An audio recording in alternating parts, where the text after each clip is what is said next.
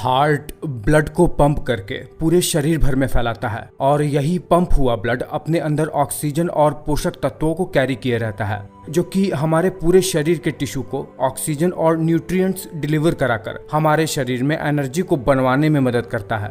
Heart के ऊपर एक बहुत बड़ी पाइप जैसी नलिका निकली रहती है जिसे एओर्टा कहते हैं। इसी एओर्टा से ही कई सारे ब्लड वेसल्स के ब्रांचेस बटकर पूरे शरीर भर में ब्लड वेसल्स के जाल को बिछा देती हैं।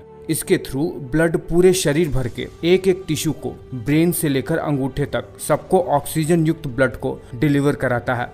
एक बहुत ही इंपॉर्टेंट चीज आपको हमेशा याद रखनी है कि इसी एओर्टा से ही एओर्टा जो कि सबसे महत्वपूर्ण ब्लड वेसल है हमारे हार्ट से जो निकलती है, उससे एक बहुत ही इंपॉर्टेंट आर्टरी निकलती है जो कि हमारे पूरे के पूरे हार्ट को ब्लड सप्लाई कराती है। जी हाँ, जैसे पूरे शरीर को ऑक्सीजन और पोषण चाहिए होता है, ठीक वैसे ही हार्ट के मसल को भी ऑक्सीजन चाहिए होता है। वो काम करता है ये ब्लड वेसल। इस ब्लड आर्टरी का नाम है कोरोनरी ब्लड आर्टरी। जब भी हृदय धड़कता है, जब भी एओर्टा से ब्लड पूरे शरीर भर में फैलता है, तब एओर्टा से कुछ ब्लड हमारे कोरोनरी आर्टरी में भी जाता है और यही कोरोनरी आर्टरी हमारे हार्ट के मसल को ऑक्सीजन और न्यूट्रिएंट्स प्रोवाइड कराती है। अब देखिए, अगर आप भी तेल वगैरह बहुत ज्यादा खाते हो, अनहेल्दी ट्रांस फैट और एक्सरसाइज वगैरह भी नहीं करते हो, कोई मेडिकल कंडीशन है आपको, या आप बहुत ज्यादा चिंता करते हो, या आपकी लाइफस्टाइल बिल्कुल भी सही नहीं है, तब होता यह है कि इन्हीं कोरोनरी आर्टरी में कोलेस्टेरॉल जाकर बिल्डअप होने लगता है। यानी कोरोनरी आर्टरी के वॉल में ये इकट्ठा होने लगते हैं।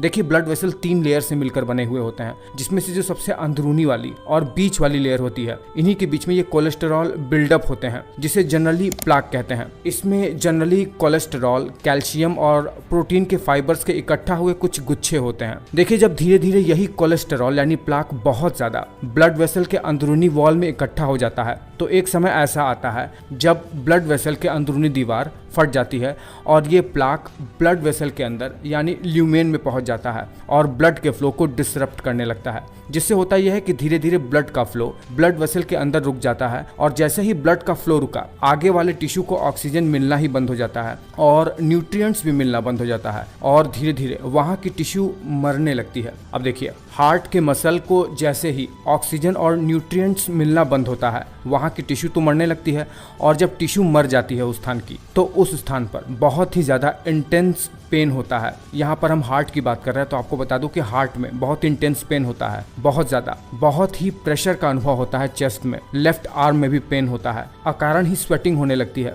अब चूंकि वहाँ की टिश्यू मर जाती है हार्ट की, इसीलिए हार्ट पंप करना भी बंद कर देता है और एक बार हार्ट की टिश्यू डैमेज हुई तो वो दोबारा कभी हील नहीं हो सकती, दोबारा से वो कभी जीवित नहीं हो सकती। हार्ट का पंप होना जैसे ही रुकता है, स्पेशली हार्ट का लेफ्ट वेंट्रिकल, तो ब्लड सर्कुलेशन पूरे शरीर में रुक जाता है और पूरे शरीर को ऑक्सीजन और न्यूट्रिएंट्स मिल ही नहीं पाता है, जिससे शरीर की अब मृत्यु हो जाती है।